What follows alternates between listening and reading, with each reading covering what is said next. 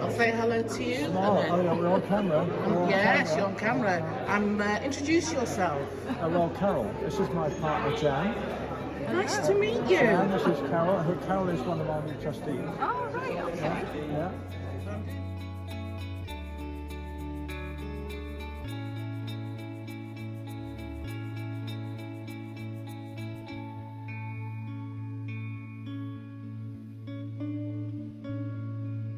So, you are officially the CEO of this library, aren't you? Technically, but We just call you librarian. librarian works better, right? Yeah, I like that, librarian. You should have it on your t-shirt. And Esther, you're one of the new trustees. I am, yeah. Congratulations. So very happy. Congratulations. Thank you. Tell us why we're here, what's on.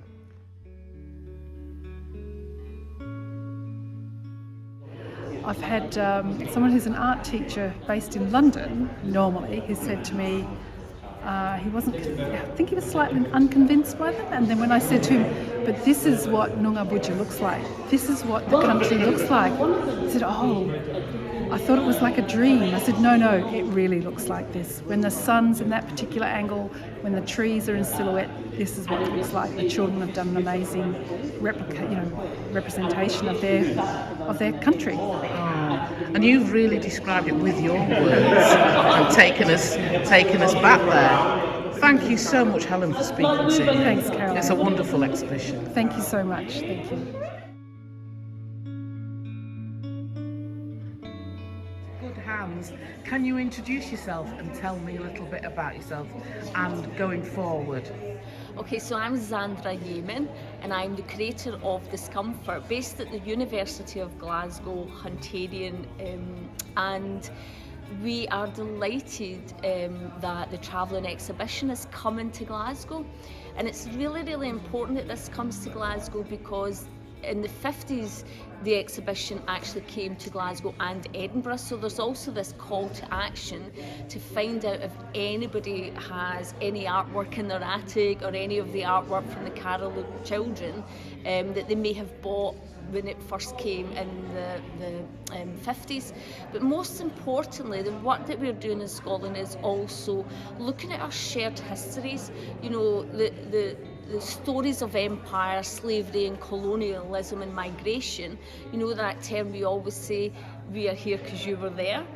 So we've got to kind of think about how our histories connect. So the idea that empire is something from the past is not true, because you know this exhibition clearly highlights the state-sanctioned violence that the Australian government dictated and did to these children, and some of the state-sanctioned violence that we are experiencing in places like the UK still exists. So for me, sharing these empire stories, if you want to call it that, is really, really important. It also enables us to think, as black minority ethnic people, to think about our own shared histories and how we connect to these stories, how there is issues around anti-blackness and how that impacts on the treatment of human beings in places like Australia, but also like the UK. Definitely. And your heritage is Indian and Scottish, isn't it? So my father was Indian from Punjab, came in the 40s. My great-grandfather came from Ireland.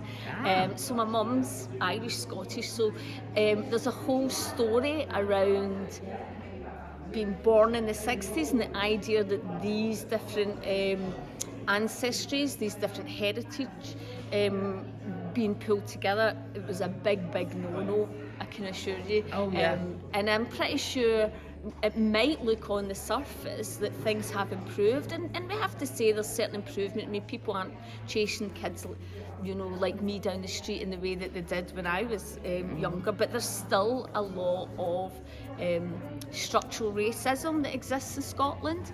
There's still a lot of negative impact if you come from a black minority ethnic family, despite, you know, this idea of meritocracy, which I don't believe exists.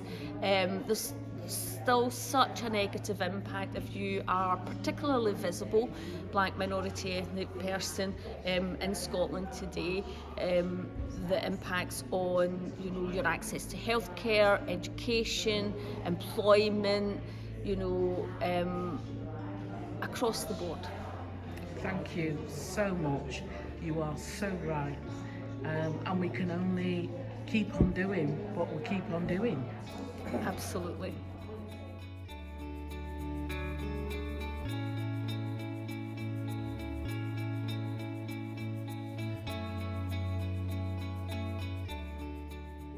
One of the first things I wanted to ask you about, Michelle, because when I came to see the exhibition, and I'd like to think that most of you who are in the room have had a chance to look at the amazing artwork. I mean, I was so blown away by the colours, the artwork. Why do you think art is so important to the Indigenous communities, the Aboriginal communities who we're representing today? Thanks for asking that, Zandra, because I think with many First Nations cultures, it's not seen as something separate. It's part of a holistic way of viewing the world. So when we're talking about visual arts, it's part of our cultural expression that's not necessarily seen as separate as visual arts is necessarily in the Western traditions. That's one thing. And I guess in terms of that cultural expression, it's very diverse, and we know, I mean, children are always just natural. You know, when we give children the opportunity, they will always express themselves in all sorts of funny and amazing ways. So when we offer that to children, we do see, you know, a response that's always blows me away. The later policies were more about assimilation. So when children in this era here, 1940s, that was under a policy of assimilation. And assimilation was a racist piece of legislation that, under the assumption that the whiter a child was, the more able they were to be assimilated into white culture, and obviously that's not the case. And when it came to, for example, when my mother was stolen, she was stolen with her younger brother, and because they were might have been about as different as you and I, okay? So I was sent in one direction and given a different surname, and you would have been sent in another direction and given a different surname. So that has made it very, very difficult. The disintegration of families that way has made it very, very difficult to find and reconnect families. And in fact, the people that are travelling to Glasgow who you'll meet, Tony Hanson, who's the chair, and Jim Morrison. Hi, Tony and Jim. They both work for a place called Yokai, and they're there to support stolen generation families. So they'll be able to tell that story in a lot more detail than I. Out for me, particularly when we work in museums, is there's a lot of objects and belongings that really shouldn't be in those spaces, and these are the kind of things that you're thinking about when you see allyship, because that's fairly straightforward, I would say. We'd like to think it's straightforward, Zandra. It's not necessarily. So, and we have some institutions that are more willing to return materials, and some less so. So we acknowledge those institutions that have returned materials, including Colgate, but we've still got a long way to go. But I will cite Wesley Enoch, who's an Aboriginal activist in Australia, and he was. I was watching The Point the week before last, and it was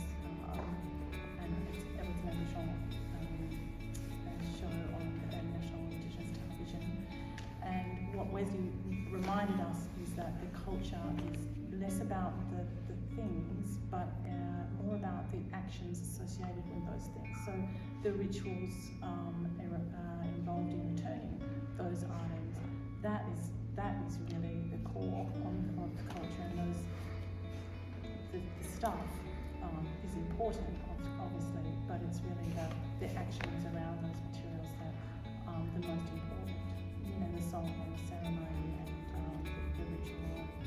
And it's part of that healing process, isn't it? And that's just the beginning, the symbolism of a process, but it's because we want to sustain restitution, and restitution for me is very much longer than the symbolism of returning a belonging or an object. It's about changing and dismantling the white supremacy systems that we're trying to eradicate.